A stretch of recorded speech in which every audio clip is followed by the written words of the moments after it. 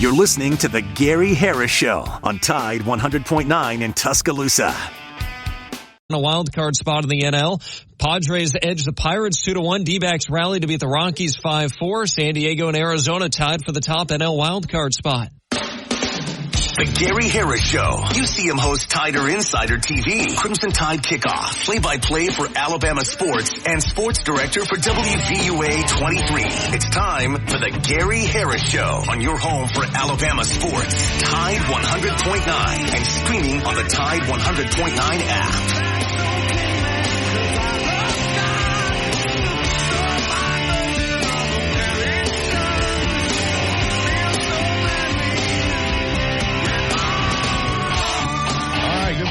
And welcome into the Gary Harris Show for this Tuesday, August 13th, 2024. I'm your host, Gary Harris, ready to go this morning. Got a good show on tap for you. We're going to run it down in just a second.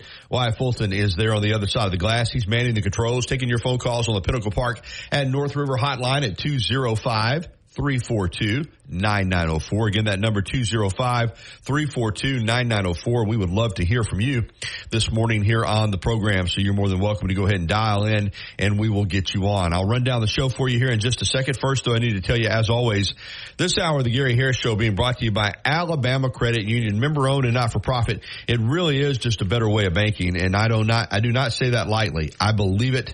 I love being a member at the Alabama Credit Union, and I think you will as well. When you see all the advantages that it has, membership definitely gives you an opportunity to have a higher level of financial wherewithal in your personal life. They will take care of you in a way that a traditional financial institution just can't take care of you. Alabama Credit Union. Visit alabamacu.com to learn more. That's alabamacu.com, or get by and see them at one of their many locations around the state of Alabama. Alabama Credit Union. Loans for real life. Some rules and restrictions do apply. See if you're eligible for membership. Then join today and feel good about your money and put a little extra change in your pocket. All right, here's the rundown for today. We've got the Rocket Man, Rudy Arman, coming up at 9:30 here on the show.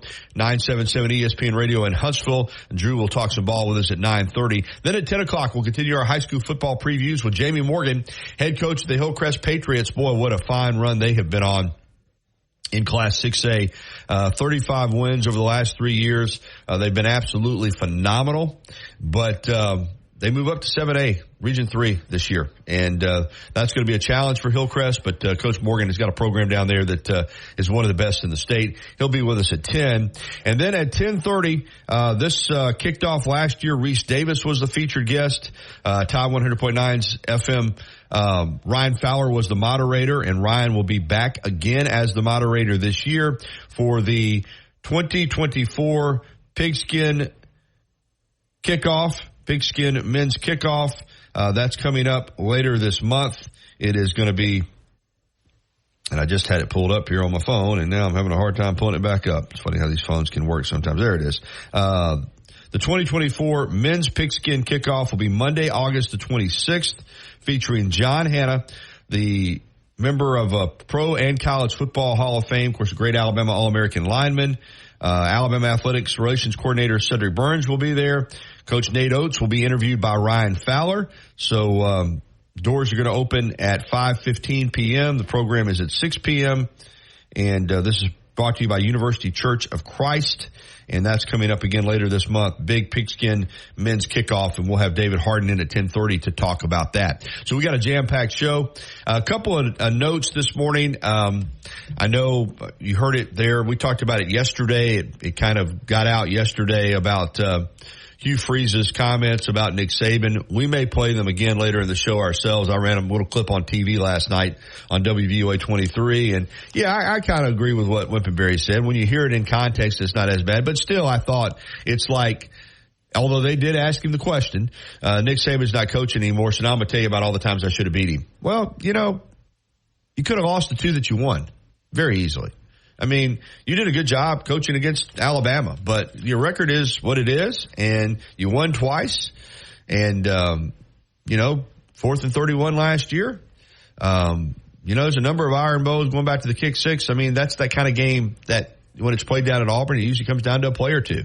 And you are what your record says you are, and the wins that you had in 2014 and 2015, a bounce here or there, and those go Alabama's way. So I don't know. It was kind of a pat myself on the back for how good a coach I am, and look all the trouble I gave Nick Saban. Oh yeah, I gave Nick Saban more trouble than anybody. Well, the last Iron Bowl that Nick Saban coached in, he won at Jordan-Hare Stadium against you. So that's what the record will say, whether it was 4th and 31 that did it or whatever happened. But, that made a little bit of news yesterday. Braves, after blowing an 8-2 lead against the Rockies in the 8th inning the day before, score 1 run in 10 innings and make it hold up to beat the Giants last night in San Francisco. Chris Sale was phenomenal.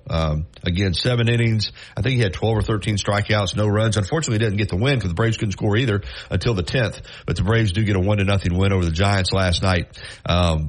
Big win for Atlanta because they are battling for that wild card. And again, still without Ozzie Albies. Acuna Jr. is out for the year.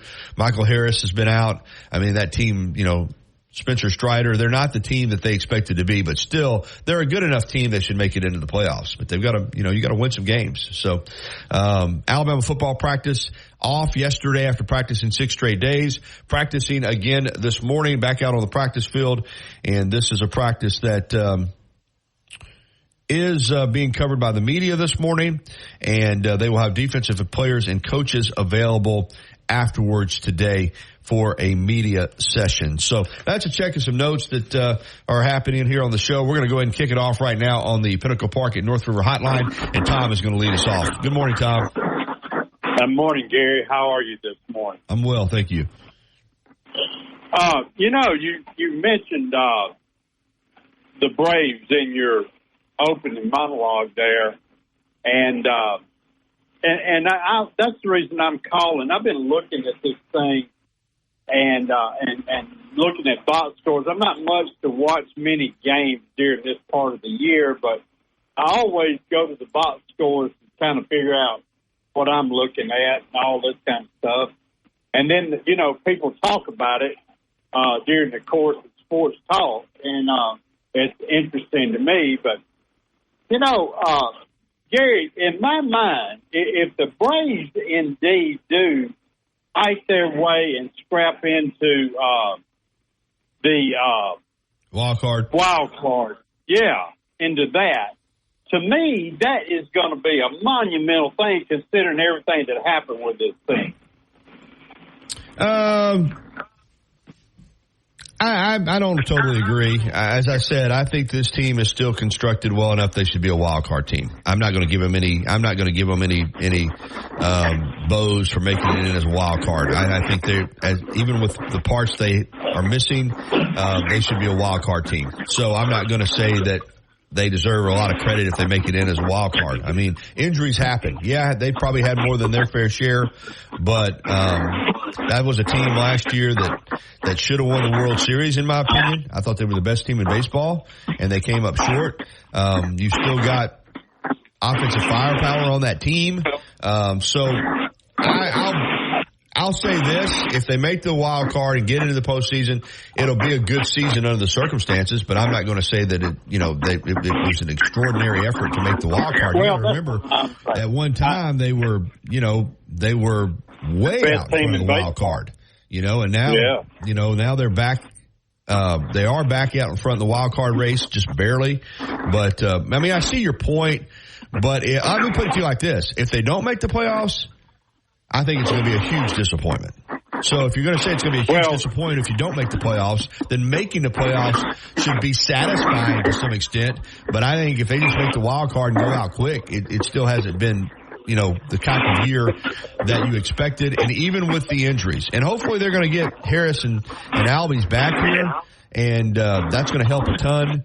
But I think the Braves should make the playoffs. And if they don't, to me, it's going to be a huge disappointment. Well, if they get them back, I would expect them to make a pretty good run in the playoffs. And but I disagree with you on your take. And but anyway, that's not unusual. But I just think that it's been an outstanding job of managing Because you hardly ever. I don't at all. I look at the job Snicker's done this year, and I look at the games that, I think Atlanta has blown. Including 8-2. I know you say, well, you just got to get that third out, but my gosh, I know they went out and they got Luke Jackson, and getting Soler has been huge. He had 4 home runs over the weekend in Denver against the Rockies. But, Luke Jackson to me is washed. You insert him in that bullpen. There have been a lot of games, a lot of close games that the Braves have lost where they had a guy on second or third with either no outs or 1 out and didn't get him in. I think he's an average manager. I've said that before. That's my opinion.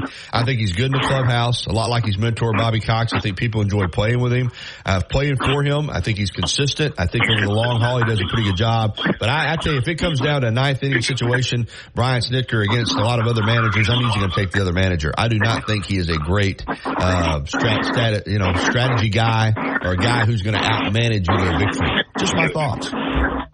He's not a good manager, but I don't think in-game strategy has ever been a Brian Snitker strength. That's fascinating. I got to agree with you on that. And but anyway, I just thought I'd call in and it's getting down to that part of the year where you can start kind of seeing if this happened, that happened. You know what I'm saying? Yeah. And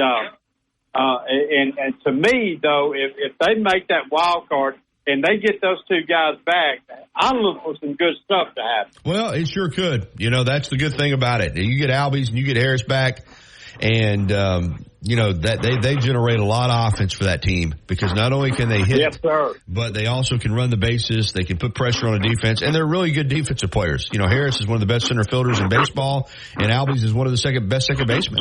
So it shores up your defense as well. So no, I agree with you there. When they get those 2 guys back, they're going to be a much better team. And clearly, Ronald Acuna Jr. is one of the best players in baseball. So I don't want to minimize his loss, but other teams have lost key players too, so you just have to soldier on. Thanks, Gary. Thank you, Tom. All right, we're going to keep it rolling now, and we're going to get to Philip out here on the Pinnacle Park at North River Hotline. Good morning, Philip.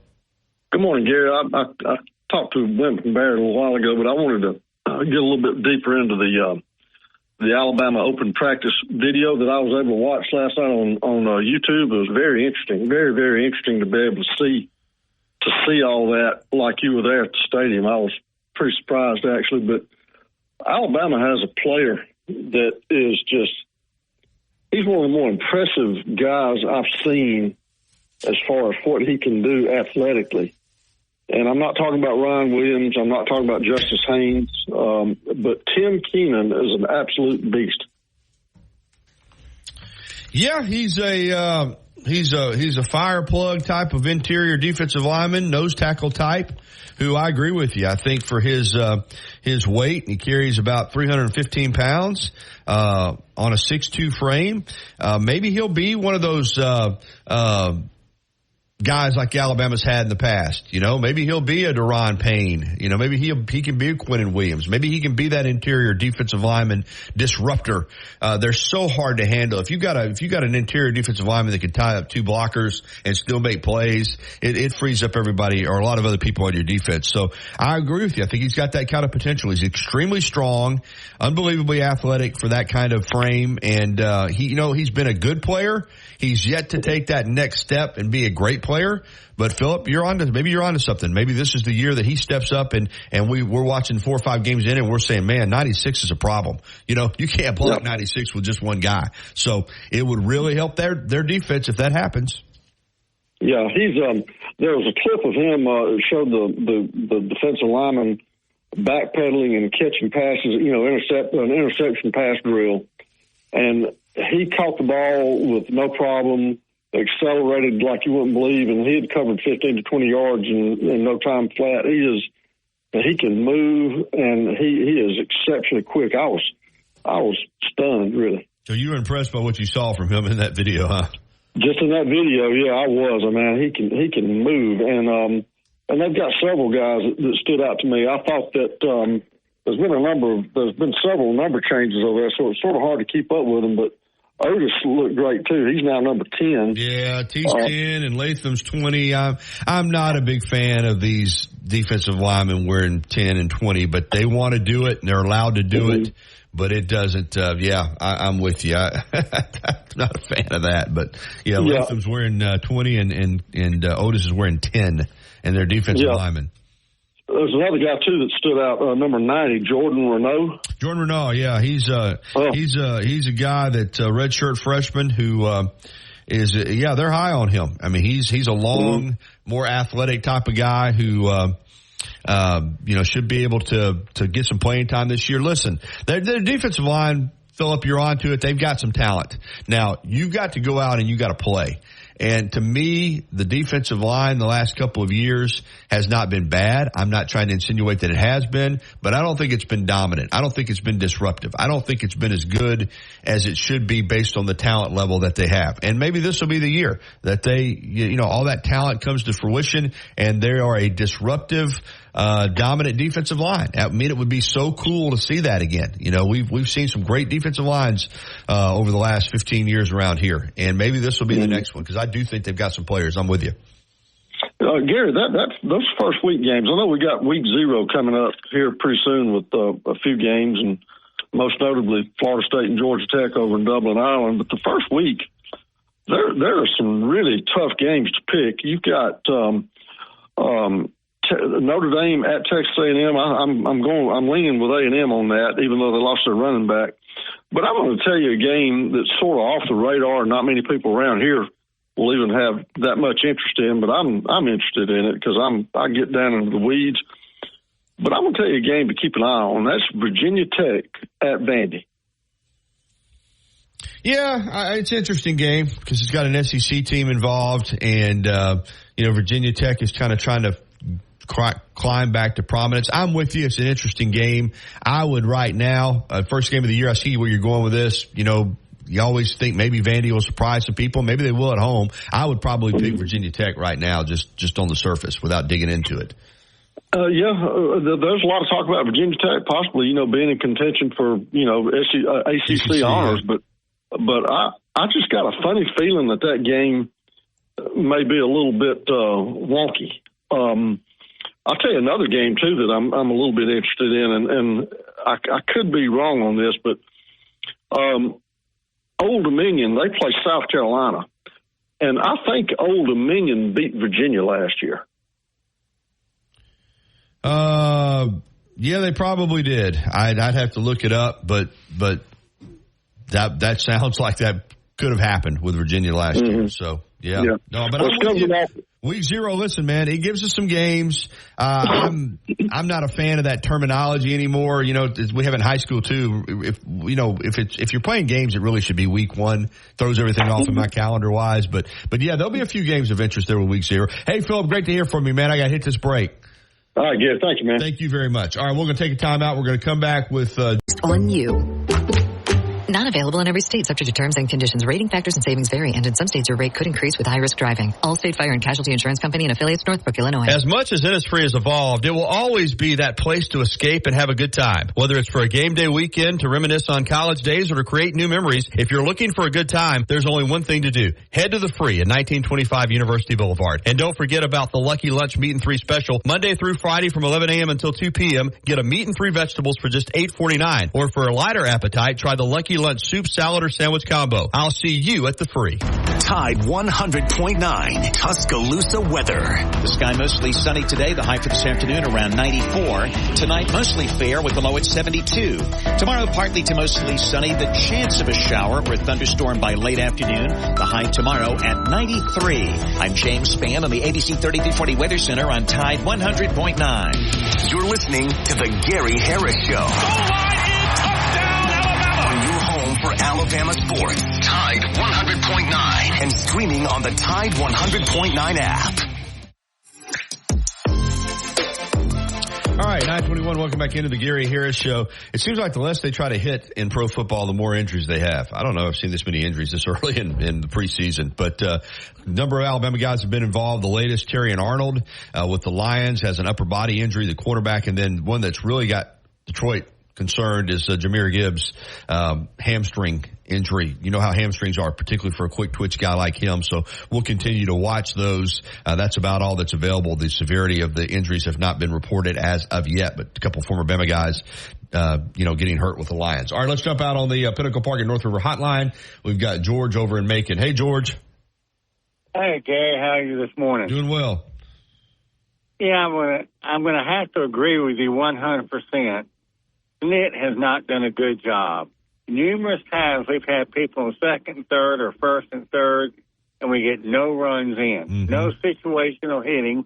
And the last two of the games we lost last week, the one, I guess it was Saturday night or Sunday, where they came back, and then there was one before then, chalked up as wins, and we lose.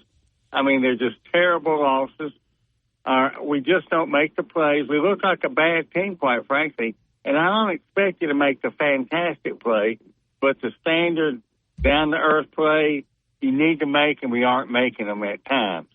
And it's just very disappointing. I've been following the Braves since they came over from Milwaukee. And the type of losses that we have, we're just not a good team right now, period. I'm with you more so than I am with Tom on this. I think the Braves have obviously the injuries have been a factor, but there's still enough talent there. That's still a good enough club. And if they don't make the playoffs as a wild card, and they're 7 back in the division, I don't think they're going to win the division. But if they don't make the playoffs as a wild card, it's going to be a very disappointing season. There's no excuse for this team not to be in the postseason. And I'm with you. I've watched a number of games this year where, it's like, and that's why they won last night on the road in 10 innings. They're the worst team. I hate extra inning games for the Braves because you put somebody on second base with nobody out, the other team's going to have a better chance to score more times than not because you're right about the Braves. They don't do a lot of situational hitting. It's like they get somebody on base even with first and third or second, third, nobody out, and they rely on a hit to get them in. They don't bunt very well, although they've tried a little bit more lately. They don't hit behind runners. Even a lot of times when a fly ball would score a run, they don't get, they did last night. Darno hit one that Yastrzemski made a nice catch on, or it would have been down. Right. But yeah, their situational hitting and they've always played that way. I mean, it's just the way they play. We get somebody on base, we're either going to drive them in with a base hit, or they're just going to stand there on base and not score. And when you're a team that's struggling to put together hits, you've got to be able to manufacture some runs. Play. Huh? I mean, when you're losing, you got to make the standard plays. Yep. You got to make the standard hit. I mean, and they've been in, dadgum July was horrible for them. I mean, granted, I think they've done decent losing one of your best pitcher, and then Freed was on the IR for a while. And I mean, goodness gracious, Harris, he's been fighting. He's supposed to come back tomorrow. I think they're going to activate him. But that hamstring, I mean, Lord and mercy, we've seen football players come back in less than 2 months, and he hasn't. But even then, all you got to do is make the standard, down-to-earth play. And they haven't been doing that. They, when they're throwing him from the outfield to the catcher, it's off to the right or to the left. It's never a good throw. We drop balls and, that one where we just dropped the ball and lost that game that way. Like I say, it didn't have to be a spectacular play, just a basic, down-to-earth play that every high schooler or college player will make, and we haven't done it at times. And as far as Alabama, I'm expecting a very good year from them this year. I am too, George. Yep, I am too. Everybody says we're thin here, we're thin there, or whatever. Every team out there has that problem since the transfer portal. And I'm expecting good things. And what do you think about that mural I sent you? Oh, beautiful, beautiful. George sent me Allman Brothers mural from over there in Macon, I appreciate all those pictures, man. I appreciate your input too, and having Larry on last week was great, and he was right on. I tell you, he was right on from what I was told because I eat there quite a bit, and we discussed it, and they got some other pictures on there, and if I can remember, I'll send them to you also if you're interested. All right. Thank you, George. I'll see you later. All Thanks right. for taking my call. Appreciate you. Okay, let's get to Cam here before we have to get to the break. Hey, good morning, Cam. What's up, Gary, buddy? How you feeling? You all right? Yeah, feeling better. Feeling better. Thank you. Had a little dizzy spell over the weekend. I didn't put much about it out on social media, but I did go. Cam saw the post I had Saturday. I guess it was the heat. I just wasn't feeling well. Yeah, sounds like you probably just overdid it, homie. Yeah. Cool, man. Cool. Hey, man, I'm about 30 minutes north of the stadium up here in good old Georgia. I mean, we went down a couple of days ago because my wife likes this international market on Spring Street next to the stadium. Yep. Man, who died down there? I mean, I'm not that big into baseball. I follow them, but the energy down there is his poo-poo, dude. It's really, I mean, really, I don't know. It's sad anyway. But hey, man, question. I'm drawing a blank. I'm out of breath. It's cold enough up here so I can get my trek out, push my old body around the neighborhood on the bike. But remember the coach of LSU? What was his name? Ed Orgeron. Whatever happened to him? He took his money and ran. He got a national championship, so he'll be legendary forever. And he had that one great year. I don't think anybody ever thought he was a great coach, but they put together one of the best offenses in college football history, got his title. They went south. They gave him the $17, $18, $19 million buyout. He said, as he said in a little interview that I saw with him, they said, hey, Coach, we're going to let you go, but we're going to honor your contract. We're going to pay you the $17 million. He said, all right, where's the money and where's the door? See you later. I mean, because the wife brings up some of the most interesting things I never think about. So he has no interest with any coach or any college at all. If he might come back and coaches. You never know with these coaches, but he's in his. Yeah. He's a little bit older than me, so I want to say he's probably 64, something like that, and he's got all that money now. So, but that's all they know how to do, and I can understand Saban not wanting to have to NIL and just this new era. But I figured he'd want to prove that it wasn't a fluke. It wasn't just what was his name, Coker, and just that he inherited and. That I was something special, but I guess you're right. He's just taking the money and said, I'll be good and it on my yacht or something, huh? Yeah, well, you said he's probably enjoying life. That's one thing, like you said, a lot of these football coaches, that's all they do. And, for a guy like Orgeron, who, he's 63, he's got all that money now. And I know he spends a lot of time down in the Destin area. Probably has a house down there or something. So, but that doesn't mean that somewhere along the line he wouldn't come back as he was interesting. I just liked him, man. He had advisor, he was interesting, man. He was just good. Last thing, I'll let you go, dude. How many more coaches are going to get asked that old Saban question since he's now gone? Hey, you shoulda, you coulda, you shoulda, woulda, coulda. They're just going to line up now, aren't they? Maybe so, but not many. What's next, Gus? Gus, you should have picked six, and you should have. Well, I should have, and I could have, and who's next? Is it Gus? I guess, and that's about it. Really? Yeah, Dabo, beat him a couple of times. Yeah, touche. That's right, brother. That's right. There's a few coaches that beat him, but not many. I guess I'll just sit through it, and man, it's a beautiful day out here. All right, Gary, let me go pedal some more before I pass out, man. Take care, brother. Appreciate you, man. All right, it is 9:29. We're going to take a time out. We're going to come back with the Rocket Man, Rudy Armand, from 977 ESPN Radio in Huntsville. That's coming up next. Life doesn't wait for when your finances are in perfect order. It just happens. But no matter what surprises come your way, Alabama Credit Union will be here to help make it affordable with great personal loans, mortgages, and auto loans. They offer an easy application process and fast decisions so you can stay focused on feeling good about whatever life brings your way. Alabama Credit Union will be here to help make it affordable with great personal loans, mortgages. Critical legislation now. Message and data rates may apply. You may receive up to 4 messages a month, and you may text stop to stop. This message furnished by the National Association of Broadcasters. Since 2011, Billy's Sports Grill, located on Main Avenue in historic downtown Northport, has been serving their legendary signature chicken sandwich, award-winning wings, and handcrafted cocktails. Billy's is also the spot to watch all your favorite sporting events with big screen, high-definition televisions in both dining rooms, at the bar, and outside on the beautiful patio. Come by and say hello to Kim and Lisa, the Billy's management dream team. Billy's, good food, good friends, and good time. The best station in the state, breaking down Alabama sports. Tide 100.9 and streaming on the Tide 100.9 app.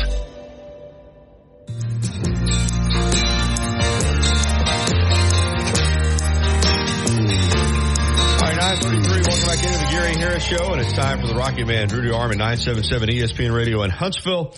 And joins us for his weekly segment, Talking Some Ball, here on the Gary Harris Show. Drew, how's it going, man? Good, Gary. How are you? Doing well. Alabama football scrimmaged on Saturday, fan day on Sunday, off yesterday, back out at practice this morning as we count it down to kickoff. Just coming out of the weekend with that first scrimmage and then, like we said, an open practice on Sunday. What are you hearing? Do you feel like they're on a good pace where they should be at this point in camp? Just your general observations of Alabama football after the first scrimmage of the fall camp. Well, I mean, I think the first thing is no major injury. Obviously, it was seen at the practice on Sunday, but Daniel Hill looks like he has some sort of shoulder issue. But right now he's going to be a fine player for Alabama, but he's not being counted on to play a significant role at this time. Offensively, I think he's going to be developed into a part of the offense going forward, certainly in the future. But I think we all understand Jam Miller and Justice Haynes are going to be a dynamic duo. And Richard Young, from what I understand, didn't see any action in the scrimmage, but he's going to be another guy that, that's probably going to be your three-headed monster a little bit, at the running back spot this year. Even a guy like Bubba Hampton, a freshman who could develop a role. So I think they're fine at running back. The encouraging part is the play of the quarterback position. Jalen Milroe seemed to, according to all the buzz, had a very productive scrimmage. He hit Ryan Williams, who is going to be a special talent with a early deep ball, and also made some plays with his legs. And I think he's becoming more and more comfortable in understanding that that's a huge weapon for him. It sounded like that once again the guys behind him continue to develop. Ty Simpson developing confidence, making plays with his leg and his arm. And then, of course, heard some good things about Lonergan. Austin Mack, I still think he's got a very bright future, but I think the quarterback room's in great shape. Certainly the offensive line continues to evolve and develop, and they're trying to develop some depth, too, with Vandermark, a guy that they brought in from Michigan State that can play, I think, center and both guard spots. And you're going to need somebody like that because you're playing a gauntlet of a schedule, potentially 15, 16, 17 games. So I just think the offense as a whole overall, very encouraged about what I've heard. It's interesting that nationally the running back room for Alabama is not getting a ton of publicity. A lot of people are not talking about Jam and Justice, and they weren't even really getting talked about a lot over in Dallas, and I think they're going to be outstanding, as I mentioned earlier. So I just think right now, I know R.J. Young, was a big topic on my show today of Fox Sports Radio, called the offense, basically Jalen Milroe in the pips, but I don't think he studied Alabama's personnel very well. I think the offense is going to have plenty of weapons, including a true freshman like Ryan Williams, and certainly I think you're going to have some guys step up in roles. Jeremy Bernard is a quality transfer from Washington that's going to have an impact, no doubt about it in my mind. Kendrick Law, we haven't seen a ton of production out of him offensively, but I think he's going to have a much bigger role. I really like Kobe Prentice. And then the guy that I started hearing a lot about Saturday and then into Sunday was Cole Adams. So I think this offense is going to be, extremely hard to defend. I think they're going to have a lot of different guys. And the encouraging thing that I know everybody heard from Kalen DeBoer on Saturday afternoon was they spread the ball around to a lot of different people. And when you do that, one, you're confident that Jalen Milroe's spreading the ball out, getting better from the neck up and continuing to evolve in this offense. And then two, it's going to be tough to stop all of these weapons that Alabama has. So they're really excited about the offense. And then you heard enough defensively as well. There was enough give and take to feel like that this was a very productive scrimmage for Alabama overall on Saturday. Yeah, I'm with you 100% for sure. Moving forward, another scrimmage coming up Saturday. I know they've been trying to look at a lot of guys, trying to get a lot of guys, a lot of reps. But at what point, Drew, do you kind of, we're still, 2 weeks plus from the first game, but at what point do you kind of start saying, hey, we're going to start narrowing this down a little bit, not necessarily in game plan mode, but, start kind of narrowing in on the guys that you think are going to be the major contributors in that first game? Well, going forward, you're going to do that. There's no question that it sounds like the scrimmage on Saturday is going to be the heaviest one. and that, it's not going to be quite as long this coming up on this Saturday. Jobs are still trying to be won, but you're going to start narrowing things down. And, after this week, the scrimmages will be done. And then your next 2 weeks will be concentrating on getting those guys ready to play. And then before you know it, game week will be here after the 24th. So there's no question that after this week of practice and work and then your second scrimmage, they're going to start narrowing things down and feel more comfortable with where they are as a football team. I think overall they like where they are, it seems to me. And, and again, we've already seen it all over college football. Knock on wood, so far they haven't had a major injury to a guy they're really counting on. So you hope that continues because, there's no question that, injuries still happen in football, even with the lack of contact and even the thudding, because we know there's only going to be really 2 padded practices per week, but you still got to get your team ready. The only, concern I would say I had coming out of the scrimmage was I think the place kicking was spotty. But again, I'm not going to get overly concerned too much, though. Graham Nicholson did a great job last year, and certainly it's a jump up in the SEC, but it was his first scrimmage. I've seen many a great kicker, including Will Reichert, have a poor scrimmage or a poor A-day and then bounce back. So I'm not too concerned about that. I think they like where they're at overall, and I still think, Alabama, there was much, much more positive that came out of it than negative. I think they're still a little short depth-wise in some spots. They're still developing guys at offensive tackle. The corners are still a work in progress, but they're very talented. But when you don't have someone that's played at the University of Alabama in a game, your 2 starters basically are Damani Jackson right now and potentially Deshaun Jones, and you have young, talented guys like Xavier Brown and Jalen Mbakwe, but they've never played the game for the University of Alabama. That's probably the biggest concern right now is corner. And so I think, but I think iron will sharpen iron. And I think in those corners defense, I think they're trying to cover some really good players with this offensive scheme and those wide receivers. And coaching matters. And I think, Jamarcus Shepard's doing a great job with that group. But hopefully those guys will continue to mature. And don't forget, Xavier Brown's he's going through the drills, but he's had a little bit of a hand injury.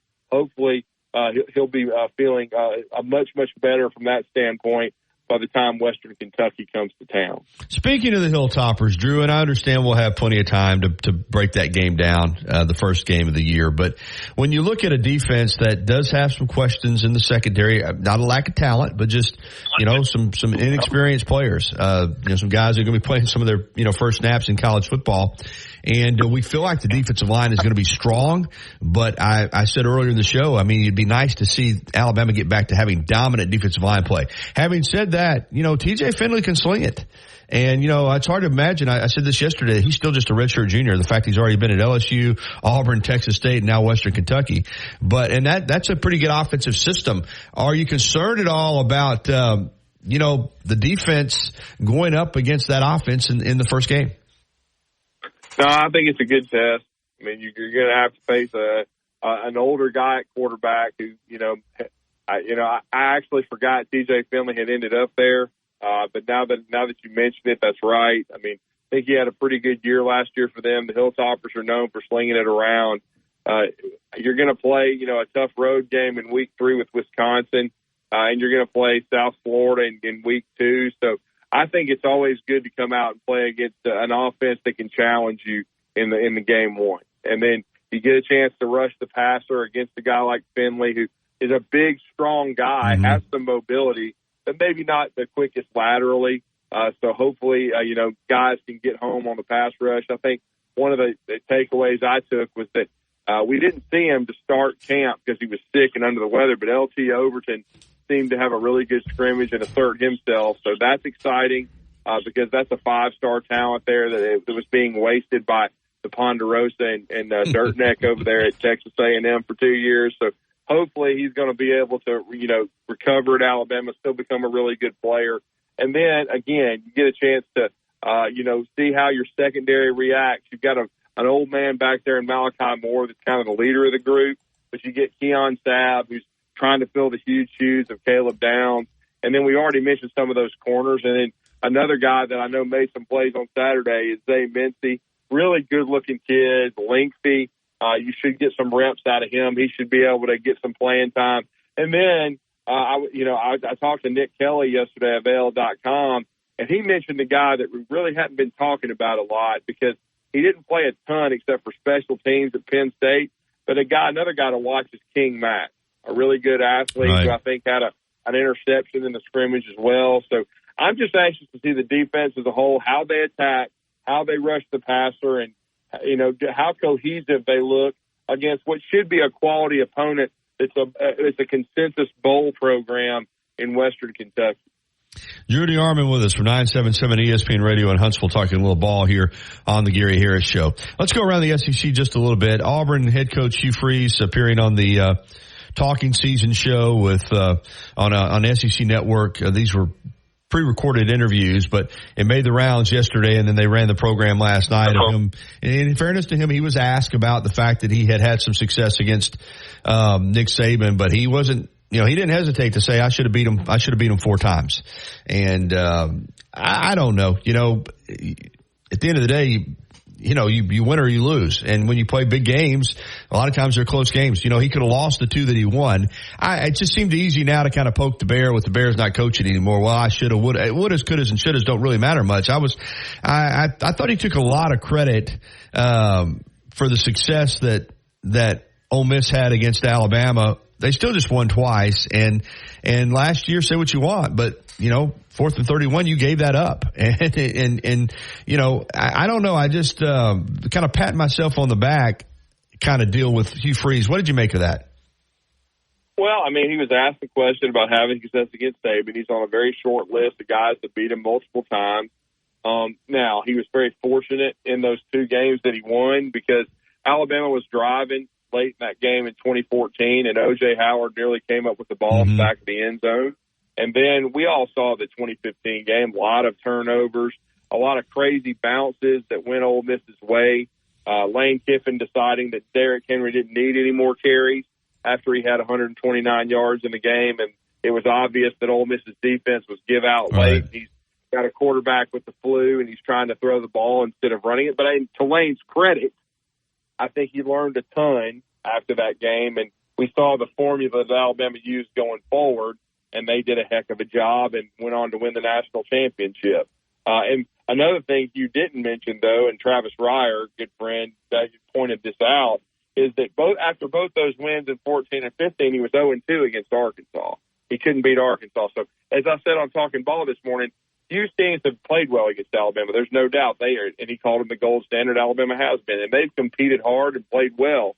But they've also not been consistent because, he didn't beat Arkansas in 14 or 15, and in 15 would have had a chance to play for an SEC title. So that's the reason he hasn't won a division title or an SEC championship yet. And don't forget, before the 4th and 31 a year ago, they were spending so much time working on Alabama that they didn't show up against New Mexico State and got throttled by a good football team, by the way. But it's a group of 5 team that came into Jordan-Hare Stadium, which is usually just a house of horrors and so difficult to play. But the Auburn team was flat and didn't win. So the key for Hugh Freeze to win at Auburn is they've got to be more consistent. They've got to, and he never was consistent at Ole Miss. For every time he beat Alabama, they would drop a game. You kind of feel like they shouldn't. Don't forget when he was at Ole Miss, he put a beat down on Georgia and Kirby early in Kirby's career, and I think in 2016. So he's a good football coach, but you got to be more consistent,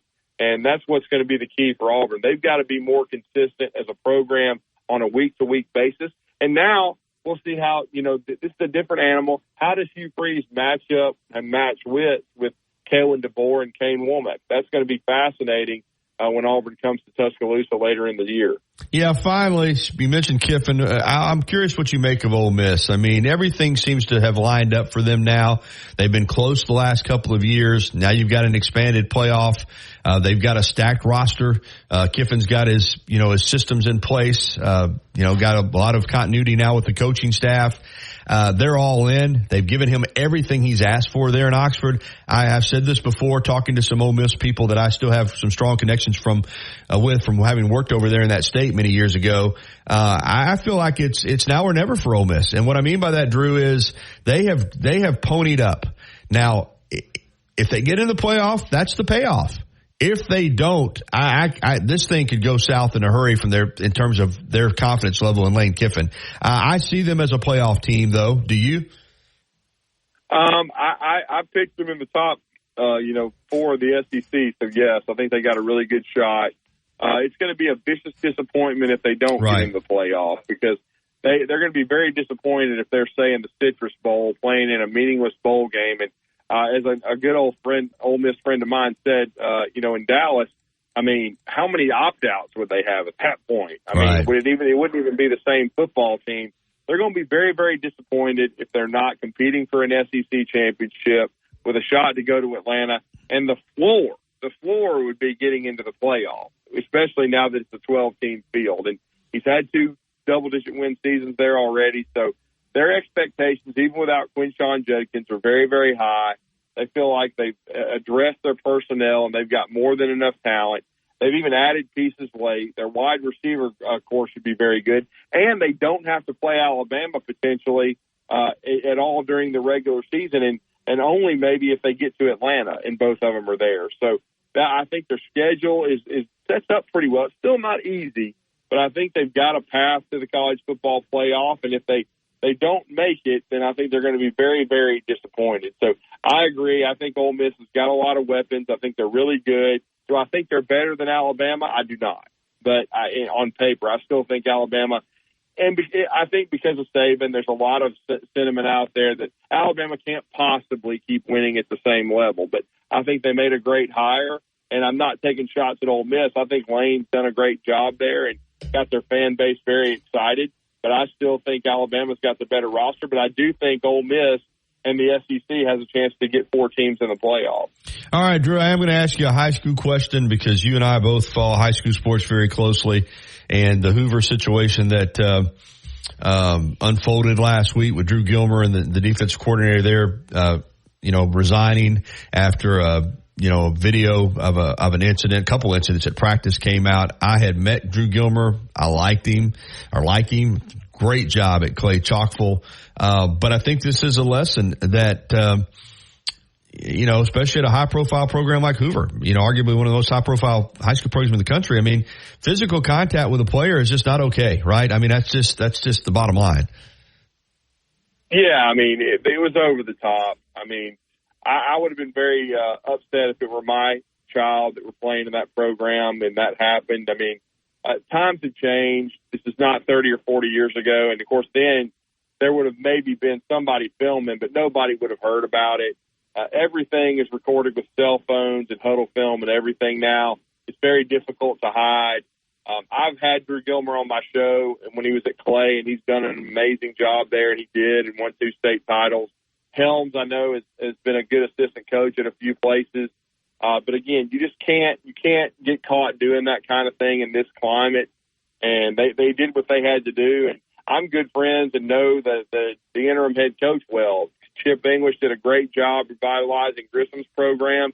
He went to Albertville and it was tough. I mean, they had good facilities, didn't have even near the talent that he had at Grissom, so he struggled. He kind of restarted, his career at Hoover as a quality assistant under good friend Wade Waldrop. For Hoover, they didn't have as quality a year as they wanted a year ago. They only got to the second round of the playoffs and I believe finished 7-5. Other places that would be a very solid to good year. Hoover's a different standard, but this is a tough, situation, but a great opportunity for Chip. I think he's a heck of a coach, and I'm interested to see what he can do with a lot of that young talent at Hoover. I'm definitely rooting for him. I think my guy Wade Waldrop landed in a great place at Orange Beach. They're going to build him great facilities over there. He's going to have really good players. He did an amazing job in turning out NFL guys for nearly 10 years at James Clemens. And I think he had the Florence program in 1 year going in the right direction. But it's going to be interesting to see what Chip does the rest of the year. It's a difficult situation to take over, but certainly Hoover's in one of the best high school programs historically in the United States, and has been very, very consistent. They give you everything you need, from a facilities and resources standpoint, and hopefully Chip English can take this baton and help Hoover, have a good year this year. All right. Great stuff as always, Drew, and let everybody know where they can find you. They can find me at Drew D 977 ESPN, also at 977 ESPN on our station account. And then if you miss Talking Ball, Scott Tyson and I, Monday through Friday, 7 to 9 a.m., you can certainly go to our SoundCloud page at 977 The Zone, and also at 977ESPN.com, where all of our stuff is on our website. And we always appreciate being on Tide 109 and the Gary Harris Show every Tuesday. Thank you, Drew. Thank you, Gary. All right, we'll be back to wrap up hour number 1 of the Gary Harris Show right after this. Coming up on The Game with Ryan Fowler. Hey, coming up on the Tuesday edition of The Game, Mike Detillier will also feature Tony Sakalas. We're going to recap Alabama defensive players and coaches. That and a lot more starting at 2 p.m. here on The Game on Tide 100.9, 1230 WTBC, your home of Alabama Crimson Tide Sports. The longest running sports program in Tuscaloosa. The Game with Ryan Fowler. Weekdays from 2 to 6 p.m. on Tide 100.9 and streaming on the Tide 100.9 app. If you haven't already, you've got to try Tuscaloosa's unique breakfast, brunch, and lunch concept. Brick and Spoon, downtown Tuscaloosa, Timerson Square. It's fresh food with a Cajun flair featuring a full bar with build your own Bloody Marys and mimosas. Open daily, 7 a.m. until 2 p.m. Available for after hours. On select Tempur-Pedic adjustable mattress sets and get a $300 instant gift.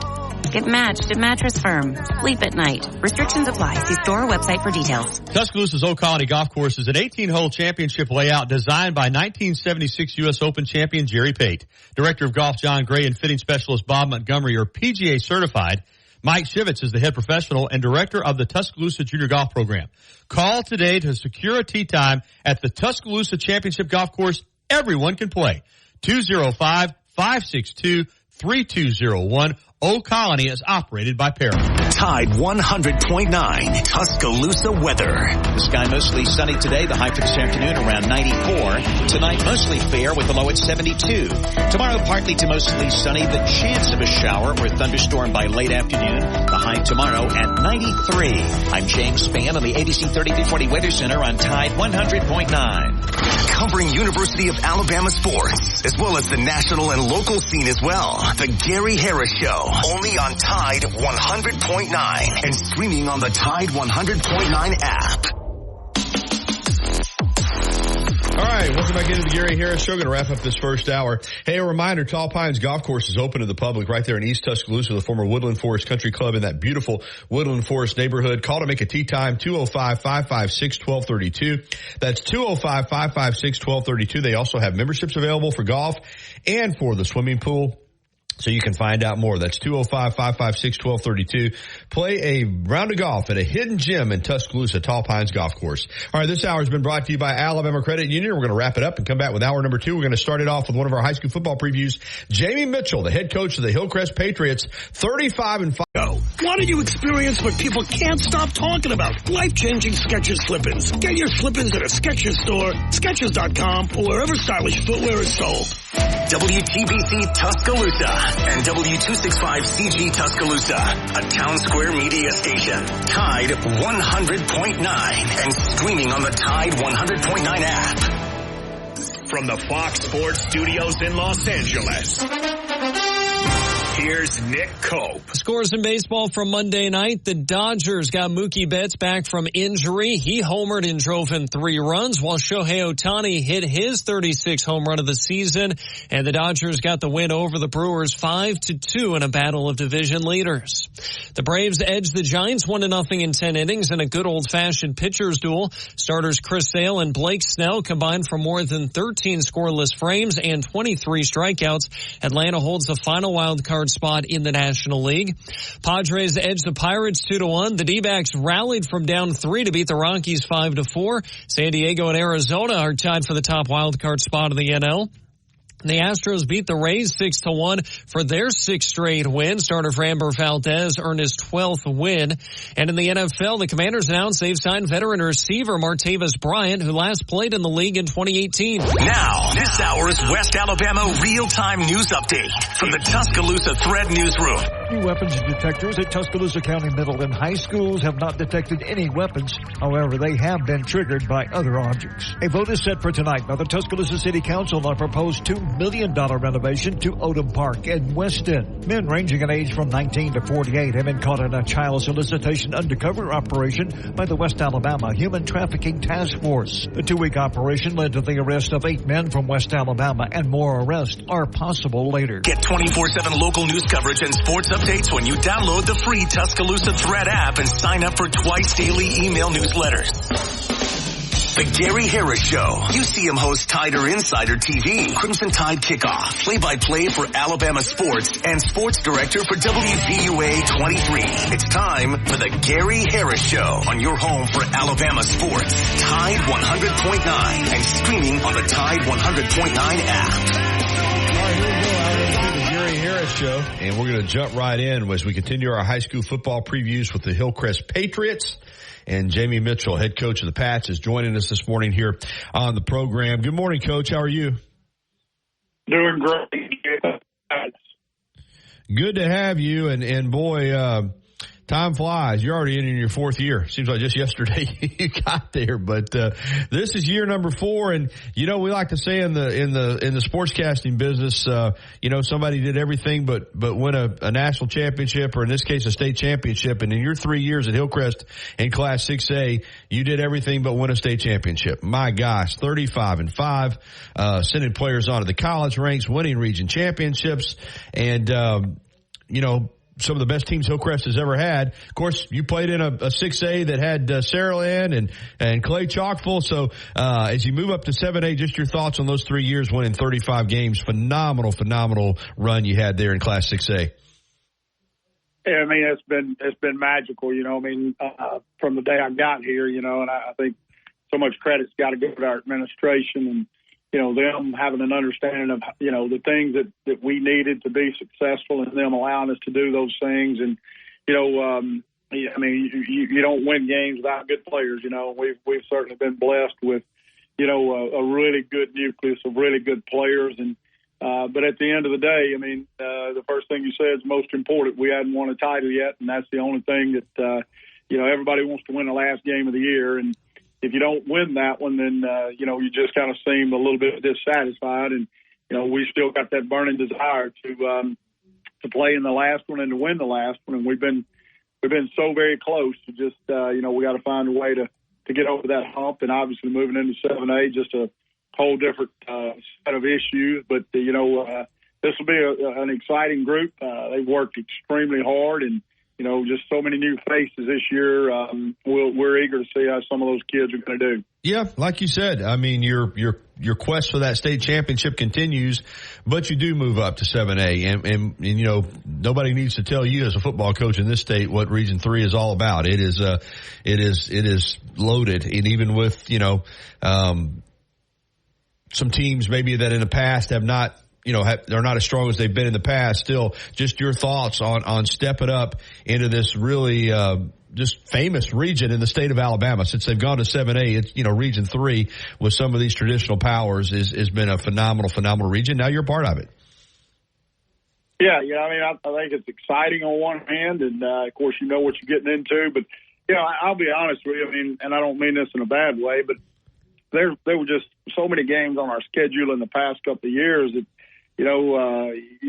You're ahead by 40 at half, and sometimes those they're not a lot of fun. I don't mean that winning's not fun, but at the same time, it's going to be a lot different. We're going to have to play 4 quarters. You're going to have to coach. You're going to have to adjust, and we're eagerly looking forward to that. It's just going to be a completely different situation. We're going to stadiums we've never been to. Right. And, rivals that we don't even know exist yet will be created, and that's an exciting time. When you get a chance to play basically a brand new schedule, and we're looking forward to that. Just different teams, different areas, different towns, and certainly the competition level speaks for itself. I mean, it is what it is, and you can't run from that, man. You got to get ready to go, and you got to be ready to play every Friday night. Coach Jamie Mitchell with us, Hillcrest High School. Well, you already said it. You lost a lot of really good football players from that phenomenal team that you had last year. But you know what? Every high school coach or college coach that I talked to says it all starts with a quarterback. And you got one. Bryson Kimbrough, you got a guy that can make plays for you. So even though you've got a lot of guys you're trying to replace, how comforting is it to have a quarterback of that caliber?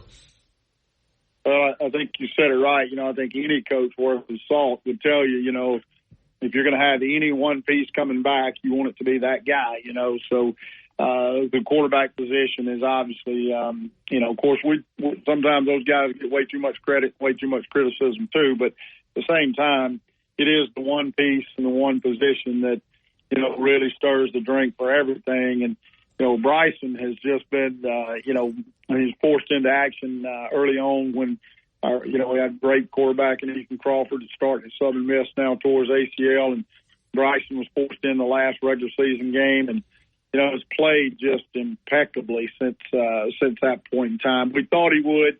You never know until the lights come on and he's the guy. But he has just been incredible. And, he's just the best part of him is who he is off the field.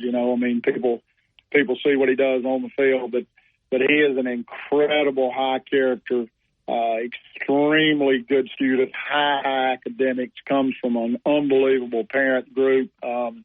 I just can't say enough about him, and I tell coaches that recruit him all the time, he's a great player, but he's an even better person, and to me that ranks way higher than how good he is on the field. He's just, he's an incredible human being and a great leader for our football team. I had some guys from the TV station down there last week, and we put a little piece together, a preview on TV and on our website. And the thing that struck me was, now this was last week, so you've had another week since then. But you were talking about, trying to get, replace a lot of guys. And you said, quote, there's so much competition going on around here right now. We're still looking for our 11 guys on offense and our 11 guys on defense. We know who 4 or 5 of them are, and that's it. So I guess a week later, are you closer to finding your 11 on offense and your 11 on defense, Coach? I wish I could say yes. We had a big scrimmage Saturday, and so much evaluation went into that. And, I think there's some clarity there, but still, it's been a long time since I've had this much competition going into week 2 of fall camp. By now, most of the time, the sand has kind of settled a little bit, and you kind of know who's going to do what. But this is just, it's a different team, and we have so many players that, we are still just a little bit unsure of which guy to go with, and I'm not sure that that's going to be answered even until we play a game or two and, we put some guys in the fire a little bit. You can do all you want to do against yourself, but, Friday nights are just different. But, I tell our coaches all the time, man, to me, their biggest job is to coach next year's team today. And, we're going to find out if we've done a very good job of that as we get into this season, and hopefully our player development and, our preparation of developing players will show this year. And, we've lost some great players, every year I've been here, and we just had a really good player coming behind most all of those positions that we felt really good about. And this year's just different, we've got probably as good of a sophomore class as we've had since I've been here. But, man, sophomores keep you up at night. They make you lose your hair. Those guys just having to count on a sophomore at this level is just, it's brutal. So, but we're going to play a lot of those guys. It is an exceptionally talented group for us, and whether those guys are starters or major contributors, we do know we're going to play, way more sophomores than we've ever played here. So, we've got to take the training wheels off at some point and, see how those guys will hold up. But, we're eager to get into that arena and kind of see how some of those kids do. All right, let's get into the schedule. And obviously 7A Region 3, you got a tough region schedule. But one thing that happens is that Tuscaloosa County High comes back on the schedule. And I know that you wanted to play them the last few years. And, you know, we got a new coaching change there now. So obviously with Coach Holcomb, he had nothing to do with that. But moving up to 7A, that's a game that people in this part of the state want to see. And I told you this. I think, you know, I told the people at County High, I think it's a shame that Hillcrest and County High didn't play, but you're playing now. And, of course, you're probably thinking, now we got to play them after I had this loaded roster for the last 3 years. But still, you're going up there on October the 4th, and that's going to be a special football game, this rivalry renewed. It sure will, you know, and you're right. Just such a travesty that we hadn't been able to play the last couple of years, win or lose, you know. I mean, I've been around a long, long time, and that rivalry in itself is one of the better ones that I've been a part of, and I've been a part of, golly, some great high school rivalry games. But, you know, that game means so much to so many people in Tuscaloosa, and, you know, it's just it's one of those games that's kind of built to be played, and unfortunately we hadn't been able to do that.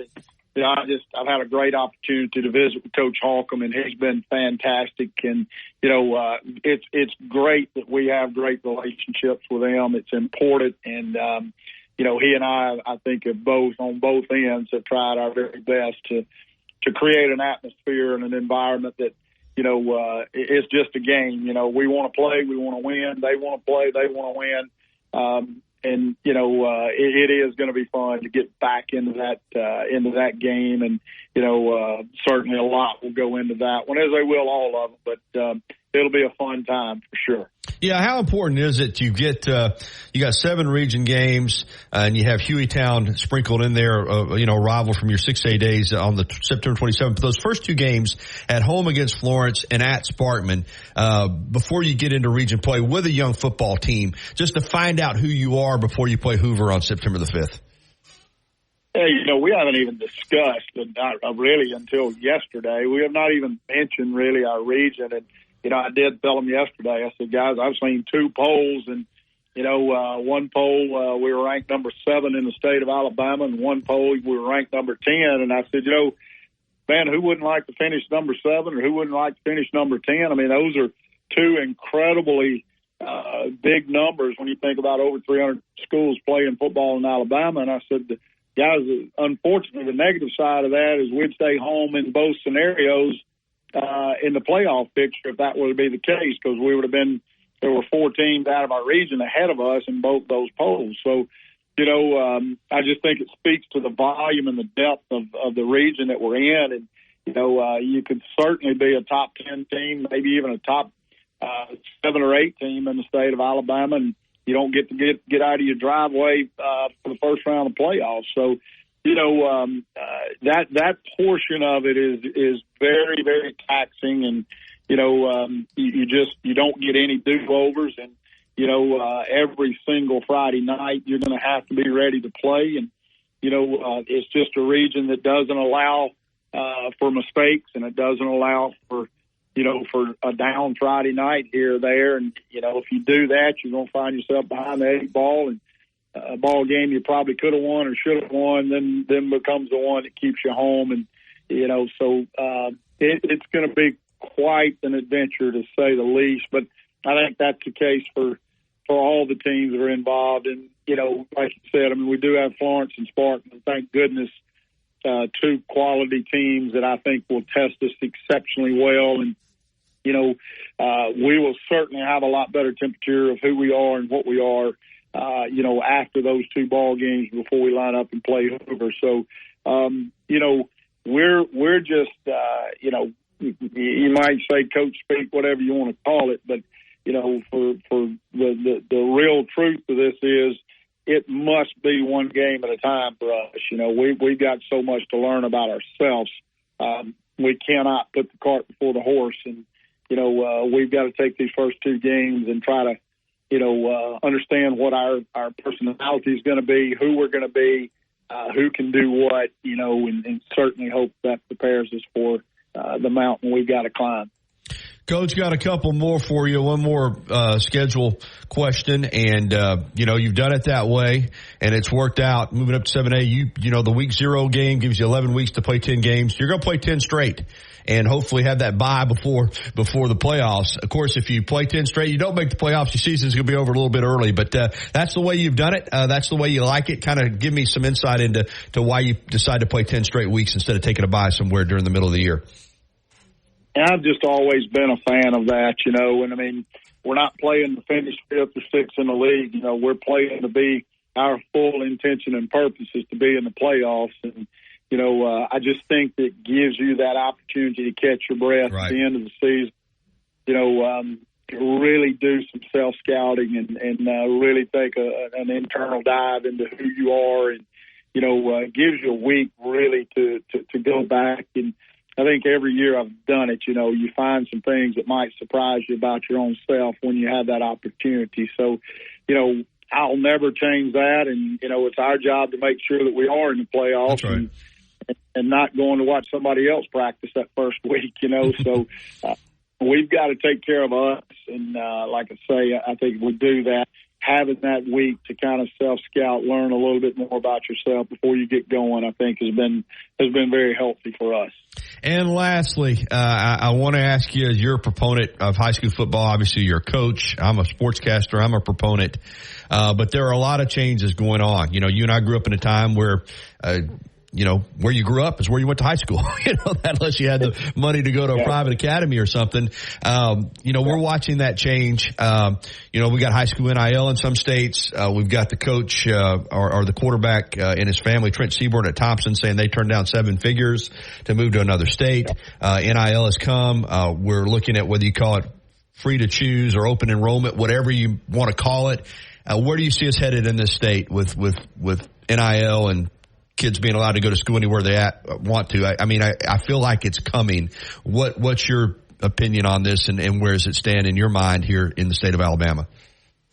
Well, that's a great question, and I'm glad you asked that. I mean, look, I want to be transparent. Hillcrest High School has benefited tremendously from a lot of really good players that have moved into our school. In today's world, like you said, when you and I grew up, where Mom and Daddy grew up, where you went to high school, there was never a discussion, never a question, never even entered your mind to go somewhere else. And that's just not today's world, And I think what you see now is so many parents that have seen it from the college world trickle down. And, I think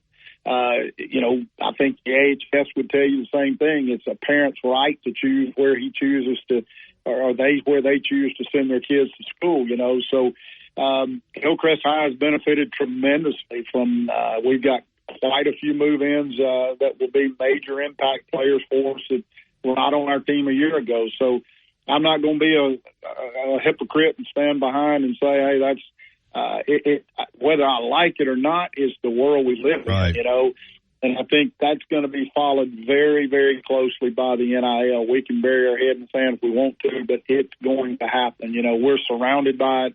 Louisiana's got it. Georgia's got it. Tennessee's got it. So we're bordered by 3 different states that already have it. And you mentioned the Seaborn kid. I mean, those states are not just going to sit blindly and not go after the best players. And I think you're already seeing that. So to be competitive in that market, I think it's going to happen. I hate it. I can't stand that part of it, but it's going to be thank goodness I'm at the end of my rope, so I'm not going to have to deal with it too much longer, but it is very real. And if coaches are not in the market of trying to market their program, and I'm not talking about recruiting other players. I'm talking about marketing your players. We get a black eye a lot of times because a lot of players come here, and I get it. We're not liked in a lot of places because of that. And, I certainly understand that side of the coin too, but, that's a very, very tough question, a sticky question. And, I think the NIL world is one that we can try to act like it's not happening, but it's going to, and I'm eager to see where our state director is going to stand on that. And, I think Mark Freeman they tell you the exact same thing. I think there has to be some forward planning and some forward thinking on, how this is all going to work. And, it's going to be quite interesting to see. And like I say, man, I'm glad I've only got a few more years, and I'm going to let some of these young guys deal with that headache because it's going to be a mess once it gets here. Well stated. That's kind of about how I feel about my sportscasting career. I'm in the fourth quarter, too. I've enjoyed it, but maybe time to turn it over to somebody else. Great way to sum that up. I appreciate it. Hillcrest opens it up at home Friday, August 23rd against Florence. And, Coach, we appreciate your time, man.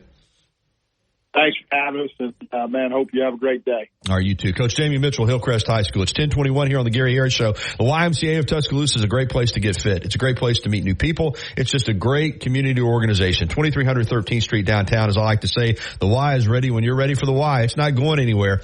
Get by, let them give you a tour, see all that the Y has to offer from their great wellness area, spacious, beautiful locker rooms for men and women, sauna, and all the fitness classes that they offer. Spin classes. Nowhere at airport security. There's more to imagine when you listen.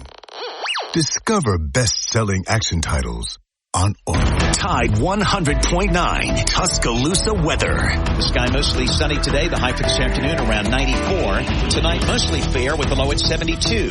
Tomorrow partly to mostly sunny. The chance of a shower or thunderstorm by late afternoon. The high tomorrow at 93. I'm James Spann on the ABC 3340 Weather Center on Tide 100.9. Follow the Crimson Tide on their journey to another national championship. Touchdown, Alabama! On your home for Alabama sports, Tide 100.9, and streaming on the Tide 100.9 app.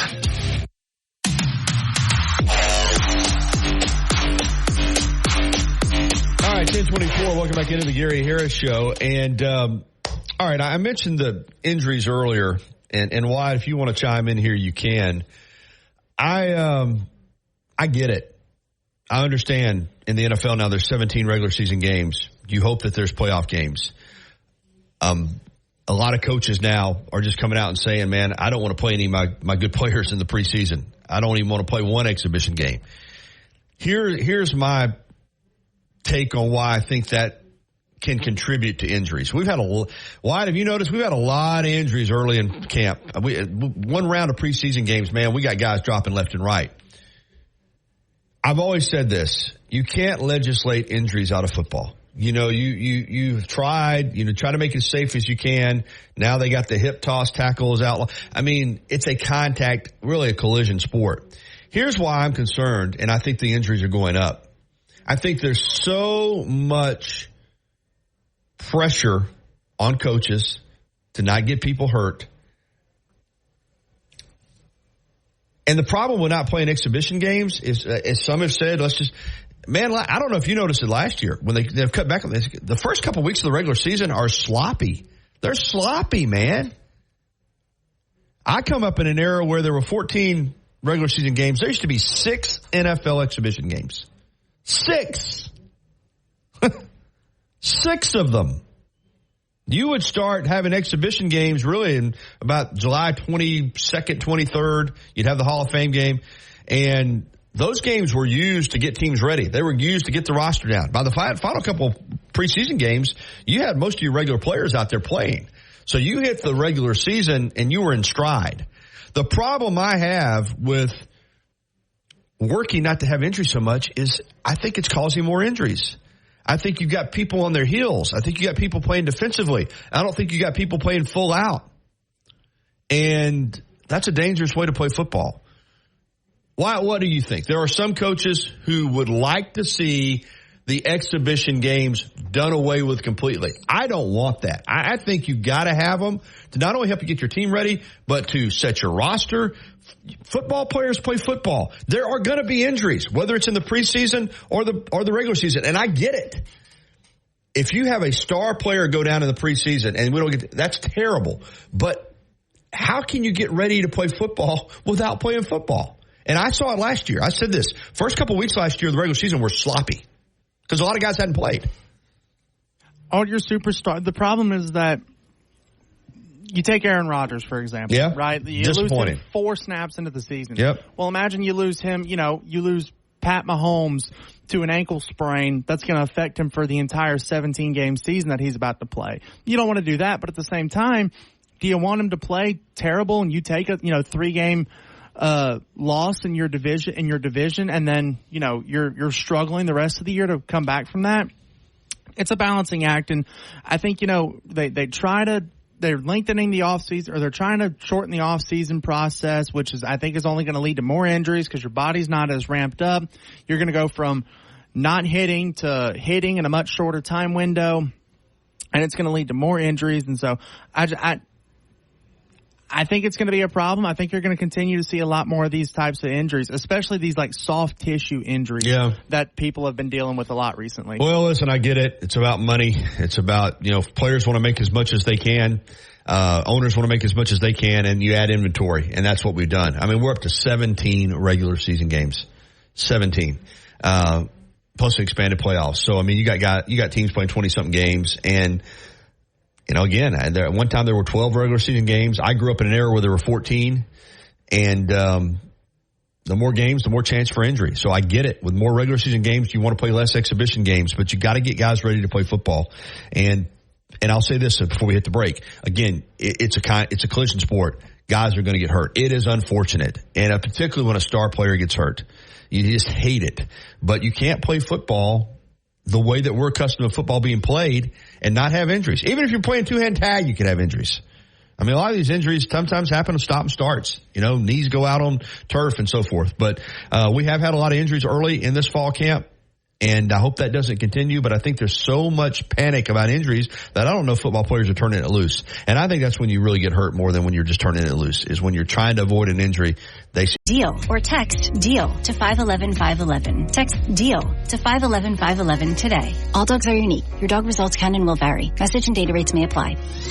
You see him on WVUA 23 covering sports and on Tider Insider TV on Tuesday nights. Don't miss a minute of the Gary Harris Show. Weekdays from 9 to 11 on Tide 100.9. All right, 10:33. Welcome back into the Gary Harris Show. We're going to keep it rolling. We're going to jump back out on the Pinnacle Park at North River Hotline. Remember, Pinnacle Park Townhomes, a gated townhome community, exquisite near beautiful Lake Tuscaloosa. Find out more at pinnacleparknr.com. That's pinnacleparknr.com. You have to see this neighborhood to believe it. All right, David Harden is with us to talk about the Pigskin 2024 Men's Pigskin Kickoff that the University of Church of Christ is hosting Monday, August 26th, featuring John Hanna, a college and pro football Hall of Famer, Alabama Athletics Relations Coordinator Cedric Burns, Nick Saban's right-hand man, all of the Alabama football coaches' right-hand man, going all the way back to Coach Bryant.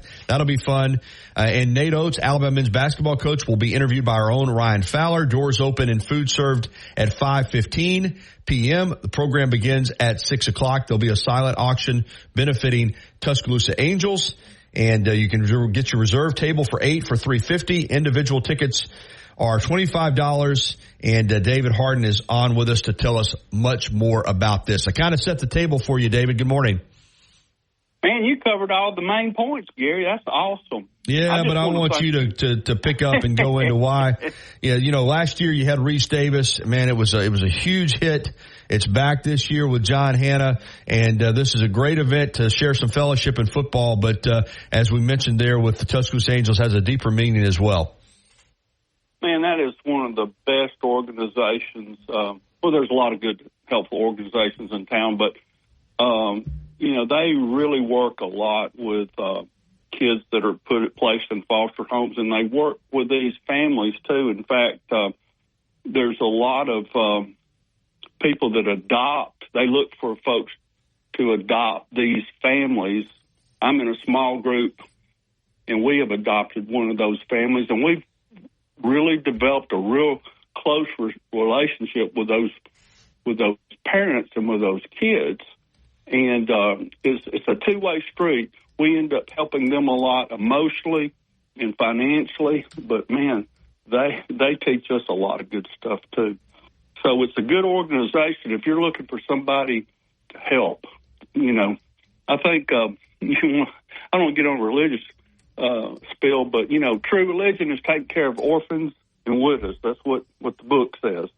So that's what that organization is trying to do with orphans and getting those people placed. And talking about the auction that we have, Gary, I'm sitting here looking at a basketball that was signed by Reese Davis, Seth Greenberg, and Jay Billis. Oh, wow. So that's game day. So that's yeah. one of the. So we've got some pretty neat stuff to auction off for them. You know, to help make money for Tuscaloosa Angels. Got some great artwork again. Rick Rush has donated something. Jimmy Tom Goostree, little gallery has. We have a lot of sports art and just a lot of things signed by Coach Oates, and we actually have some things from Coach Saban too. There'll be stuff that people will be interested in. But I think the big thing about the meeting itself is just getting to hear from each one of these people about their sport. And, you know, if you're under 50, you probably don't know who John Hannah is. But he may be the greatest lineman that has ever played football, pro or college.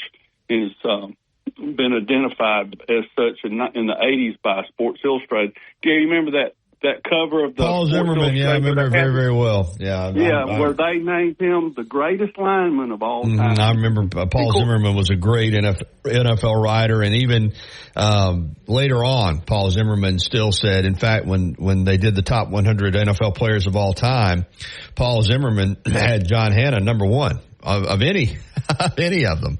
And well, you know what's real interesting is. You know, they say time measures how valuable something really is. Well, here's somebody that played in the 70s into the early 80s. He was named to the 75th anniversary team of the NFL, and then he was also named to the 100th anniversary team of the NFL.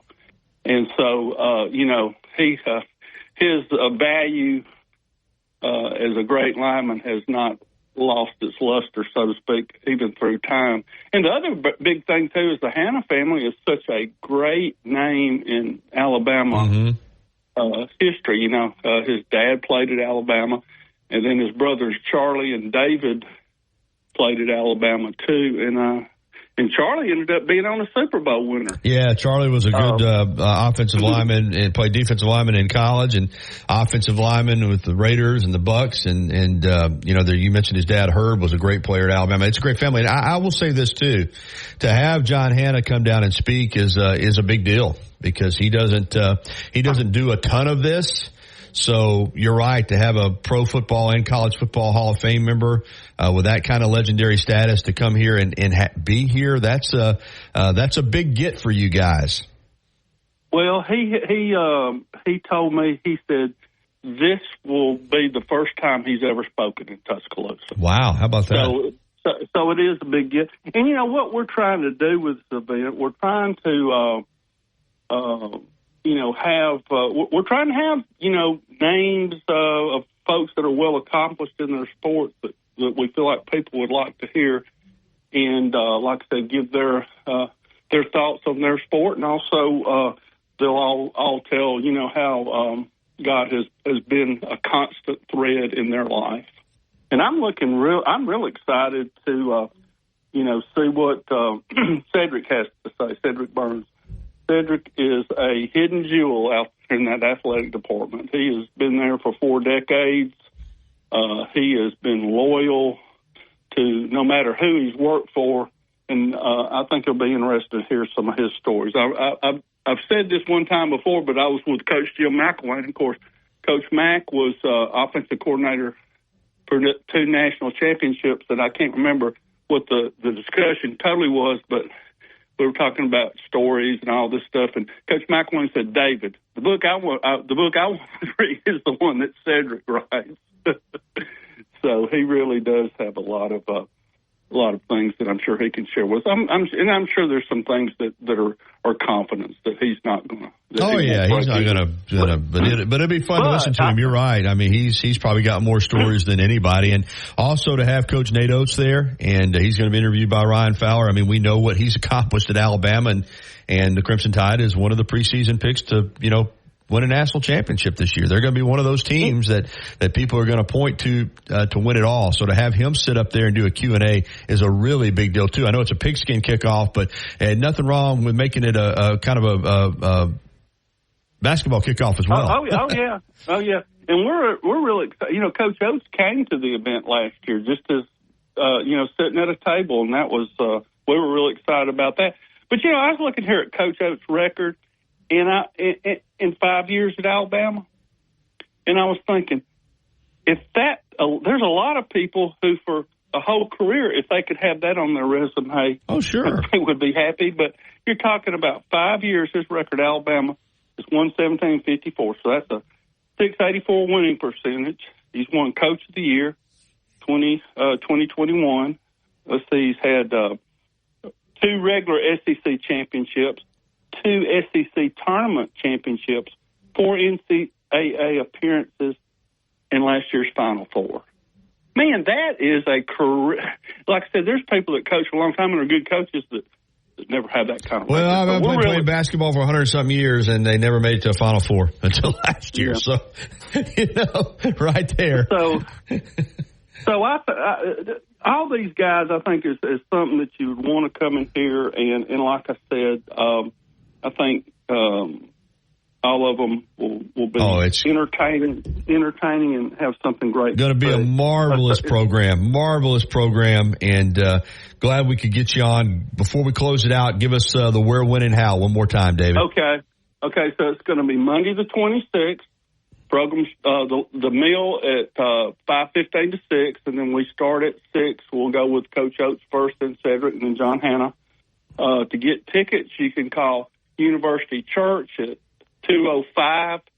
205-553-3001, or and that's between 8 and noon every day, Monday through Friday. Or you can call me, David Harden, 205-454-7088.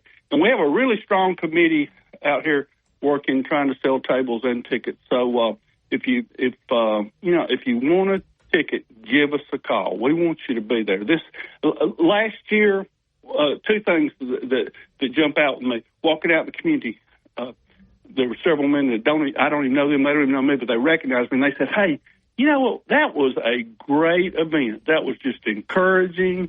The stories were great. Got to see a lot. COVID has kept everybody, pent up. Got to see folks they hadn't seen in a while. That came as to listen. So just a good event, and hope we'll have a big turnout again and help Tuscaloosa Angels. Oh, I don't think there's any doubt. It's an outstanding event. Again, the Pigskin Kickoff 2024, Monday, August 26th, featuring John Hanna, Pro Football and College Football Hall of Fame member. And as we talked about, Paul Zimmerman called him the greatest offensive lineman ever. Thank you so much, David. Gary, thanks for your help as always. You betcha. All right, it is 10:44. We got to get to the break. Ellis, you stay on hold. We're going to get to you. We got one final segment. We're wide open for phone calls. Ellis is going to lead us off 205-342-9904 in this final segment of the show. And we'll be back with more of the Gary Harris Show right here on this Tuesday morning, August 13, 2024 in beautiful Tuscaloosa, Alabama. It's another gorgeous day, but it is a hot one again. We're back after this. Coming up on The Game with Ryan Fowler. Hey, coming up on the Tuesday edition of The Game, Mike Detillier will also feature Tony Sakalas. We're going to recap Alabama defensive players and coaches. That and a lot more starting at 2 p.m. here on The Game on Tide 100.9, 1230 WTBC, your home of Alabama Crimson Tide Sports. The longest running sports program in Tuscaloosa. Message and data rates may apply. You may receive up to 4 messages a month, and you may text STOP to stop. This message furnished by the National Association of Broadcasters. As much as Innisfree has evolved, it will always be that place to escape and have a good time. Whether it's for a game day weekend, to reminisce on college days, or to create new memories, if you're looking for a good time, there's only one thing to do. Head to the Free at 1925 University Boulevard. And don't forget about the Lucky Lunch Meat and 3 special Monday. By Fincher and Osmond. Fincher and Osmond carries artisan-created diamonds. And trust us, they are bigger than you expect. Visit www.fincherandosmond.com.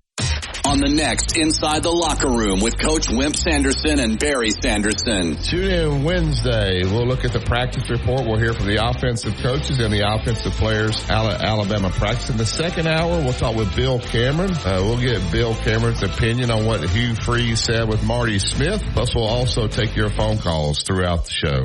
Inside the Locker Room, weekdays 7 to 9 a.m. on Tide 100.9 and Tide100.9.com.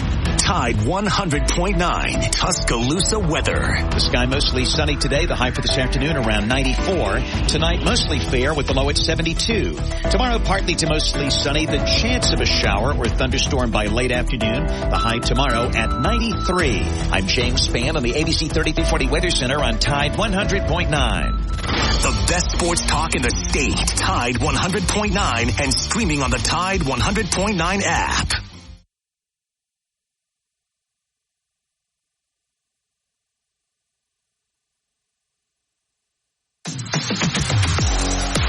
All right, 10:48. We had a couple phone calls here in this final segment to close out the show. Ellis has been patiently waiting, and then we'll get to Larry.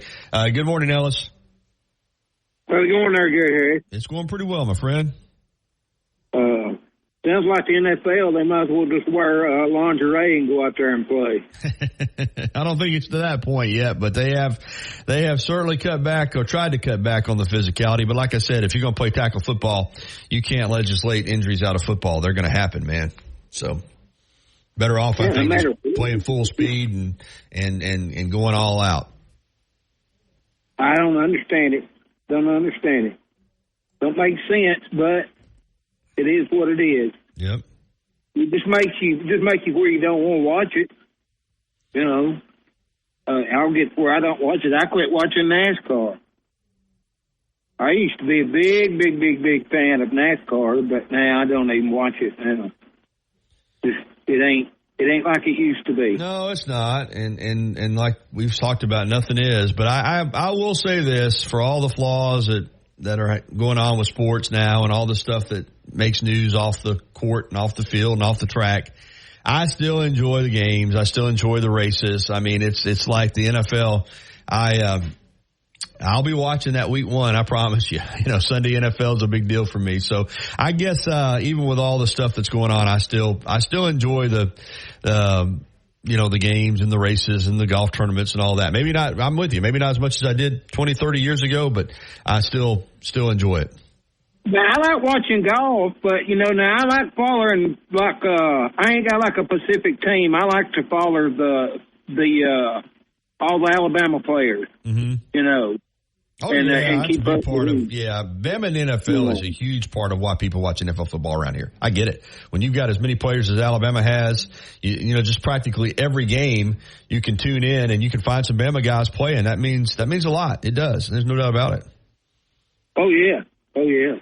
And then we ain't got 18 days now, 17 days for Alabama. Yeah. Yeah, is it 17 or 18 today? What else? It was 21 on Saturday, 20 on Sunday, 18 days. Yeah, 18 days. Yes, sir. I'll be down there. I'm going to get down there early Friday. Well, I don't blame you, man. Get down here as early as you can. Enjoy as much of it as you can. Make it a weekend, brother. Yeah, make it a weekend. Just take it all in. Well, if you get down here early on Friday, you may have to swing by the radio station and say hello. Yeah. Well, I'll be down there before you leave. Yeah, I'm serious, man. Yeah, come on by. We'll set you up, come up and say hello. Sit in the studio here a couple minutes if you want to. As one of our longtime listeners, I can do that. Yeah. You might. I'll be willing to do that. I know it'll be late August, but you might even be able to come up with a watermelon still. I don't know. I still might can. All right, Ellis. I look forward to it, man.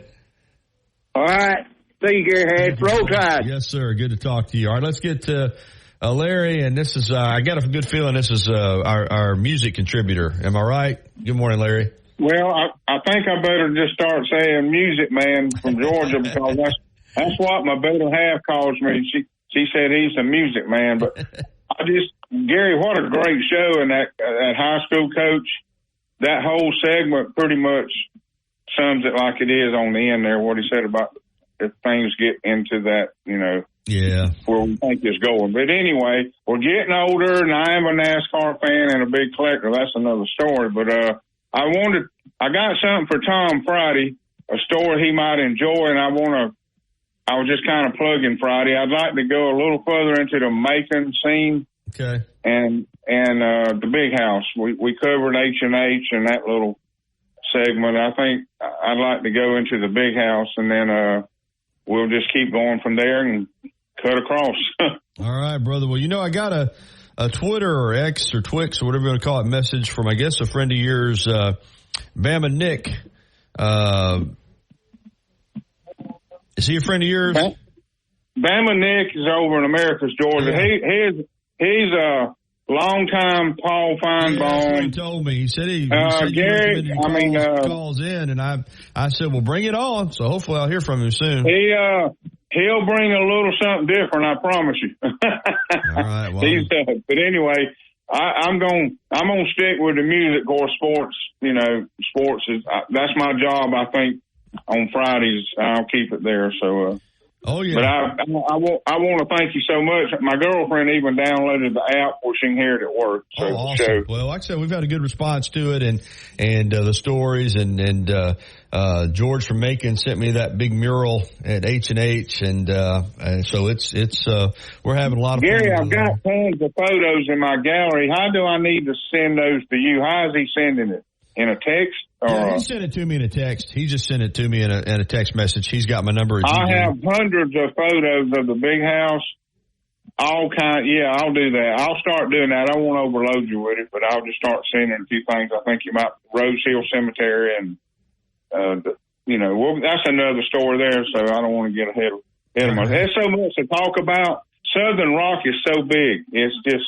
It's about like sports, you can just, it never ends. And I saw where you called. I missed your call. I had worked in the yard and took a power nap and had the phone by me. Didn't even hear it. Yeah, it's no big deal. I'll tell you, I'm going to try to run down to the beach this weekend for a final little respite. And I told Wyatt that, he might have to do the show on Friday, but he's working all day today. We're shorthanded this week anyway. So what I'll probably do is just do it from down there at the beach. So it probably won't change anything. I thought about moving you up to Thursday, but I don't know. I could get a fill-in host, but a fill-in host Gary, I'm flexible any day you want to do it. If I have to change it, I'll let you know. But right now, my plan is maybe just to do it from down there. I can do it from anywhere. It's you like the 11 o'clock segment? I think that works well, doesn't it? Yeah. Oh yeah. Absolutely. Okay. Absolutely. It's going to be perfect. And I want everybody to call in with memories, and they're not just what I got to say. I want to hear from everybody. I want this to be a family. Music is a family-oriented thing like sports is. We're all brothers and sisters, so. It ties in well. I do a little thing on my Gary Harris WVUA 23 Facebook page. I call it Who You Got, and I've been doing comparisons between bands that I think are similar and letting people choose who they've got. The first one I did was the Beatles and the Stones, and then I did the Who and Zeppelin, and I've done Boston and Kansas, and I've done Pearl Jam and Alice in Chains. So I'm trying to take bands that kind of similar genres, and then people. And I tell you something, even I thought the Beatles would kind of run away and hide from the Stones, but it didn't happen. I'd have to go back and count up the final totals, but it was close. And Zeppelin and the Who were really close. Of course, those bands. Are tied together, and same thing with Alice in Chains and Pearl Jam. That Seattle grunge scene in the early '90s, and Pearl Jam certainly has had the longer career. But Alice in Chains, because of Lane Staley, had he not passed away at his age, there's no telling what they would have done. So the only one that got a little out of hand was Boston kind of won fairly overwhelmingly over Kansas, although I think Kansas. Well, they had those hits. That album was so strong, that first album. I'm a John Bonham fanatic, by the way. Okay. So you always get my attention on Led Zeppelin. Yeah, well, you're gonna pick Zepp over the Who then, I'm pretty sure. Yes, sir. All the way. Keith Moon was awesome, but John Bonham was a man. I hear you. All right, Larry, I got to get out of here, man. We'll talk to you brother. This week. Okay, buddy. Tuesday's almost gone. See you. Man. All right. It is 10:57. That's going to wrap it up for the Gary Harris Show, getting you ready for Wyatt and T-Town Sports Daily at the top of the hour. Miller's Edge from noon until 2. Fowler with the game from 2 until 6. I'll be back here tomorrow morning at 9 a.m. with the Wednesday edition of the Gary Harris Show. Catch me on TV tonight with your local sports and with Rodney Orr for Tider Insider TV at 6:30 on WVUA 23. Have a great day, everybody. Thank you for listening to the